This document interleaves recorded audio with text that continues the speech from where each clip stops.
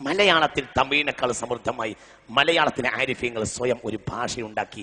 ആ ഭാഷയാണ് അറബി മലയാളം. അറബി മലയാളം നിസ്സാരമായ ഒരു ഭാഷയാണെന്ന് വിചാരിക്കേണ്ട.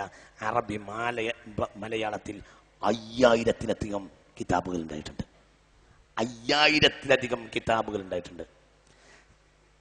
അത് പിന്നെ അങ്ങോട്ട് ഇന്ന് സമസ്ത കേരള ജംഇയ്യത്തുൽ ഉലമയുടെ സേവനം കൂടെ ഇല്ലെങ്കിൽ ഈ ഉദാത്തമായ സാഹിത്യശാഖരം മരിച്ചുപോയി.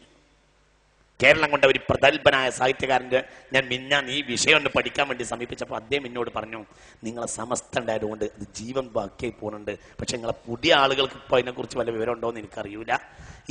ഇത് കുറച്ച് കാലം കഴിഞ്ഞാൽ ഈ അറബി മലയാളത്തിന്റെ വില പുതിയ മുസ്ലിംമാർക്ക് പറഞ്ഞു കൊടുത്തിട്ടില്ലെങ്കിൽ ഇത് നമുക്ക് മലയാളമാണ് നല്ലതെന്ന് വിചാരിച്ചിട്ട് അറബി മലയാളം അവർ നശിപ്പിക്കാനും സാധ്യത വരുന്നുണ്ട്. ഇപ്പോൾ ചില മദ്രസകളിലൊക്കെ മലയാളത്തിൽ പുസ്തകങ്ങൾ വരുന്നുണ്ട്. അത് അറബി മലയാളം മരിക്കാൻ കാരണമാകും. അത് നിങ്ങൾ പറഞ്ഞു കൊടുക്കണമെന്ന് പ്രഗത്ഭനായ ഒരാൾ ഈ അടുത്ത ദിവസം എന്നോട് പറഞ്ഞു. 5000-ലധികം കിതാബുകളുണ്ട്. എന്തിൽ അറബി മലയാളത്തിൽ 5000-ലധികം കിതാബുകൾ. അറബിയിലുമില്ലാത്ത മലയാളത്തിലുമില്ലാത്ത 4000 പദങ്ങളുണ്ട് അറബി മലയാളത്തിൽ. അറബി മലയാളം ഡിക്ഷണറി ഉണ്ട്. അറബി ഡിക്ഷണറി അല്ല, മലയാള ഡിക്ഷണറി അല്ല, അറബി മലയാളം ഡിക്ഷണറി ഉണ്ട്. അറബി മലയാളം ഡിക്ഷണറി ഉണ്ട്. മലയാളത്തിലും അറബിയിലുമില്ലാത്ത 4000 പുതിയ പദങ്ങളുണ്ട്. എന്തില്? അറബി മലയാളത്തിൽ. അതൊരു ഭാഷ കൊണ്ട് ചൈതന്യവത്തായി ഉണ്ടാക്കി. അതിനെയും നശിപ്പിച്ചവർ ഇവിടെ വന്ന നൂതനവാദികളാണ്. പറയാതിരിക്കാൻ നിർവാഹമില്ല. അവരെ ഈ സമുദായത്തിന്റെ പൈതൃകം കുഴിച്ചങ്ങോട്ട് കൂടി. എത്രയാണ് മറുപടി പറഞ്ഞിട്ടൊന്നും കാര്യമല്ല, നശിപ്പിച്ചു അങ്ങോട്ട്. ഈ സമുദായത്തിന്റെ പൈതൃകത്തെ നശിപ്പിച്ചത് ഈ നൂതന പരിഷ്കരവാദികളാണ്. പറയാതിരിക്കാൻ നിർവാഹമില്ല.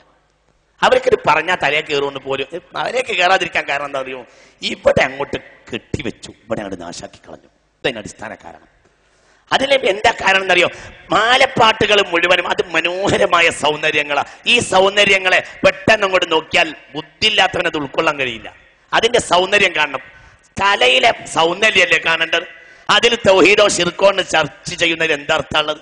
തമരപ്പൂങ്കവനത്തിൽ തമസിക്കുന്നോളെ, അതൊരു കവിത. ഈ കവിത യാഥാർത്ഥ്യവുമായി ബന്ധപ്പെടുത്തിയാൽ എങ്ങനെ കഴിയാം?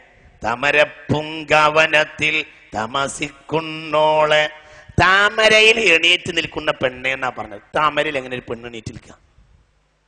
യാഥാർത്ഥ്യം ഇതിനിപ്പോ നമ്മളാണ് നിരൂപിച്ചാൽ ഇത് ആർക്കും തെളിയിക്കാൻ കഴിയുകയില്ല, ഞാൻ വെല്ലുവിളിക്കുന്നു എന്ന് പറയാലോ. അങ്ങനെ പറയാലോ, ഇതിപ്പോ പറയാലോ. ഇത് ആരുടെ കവിതയാ? ഇത് എഴുത്തച്ഛനെ പോലെയുള്ള പിൻഗാമികളായ ഇത് അതിമനോഹരമായ സൗന്ദര്യമുള്ള കവിയാണെന്ന് ONV പറയും.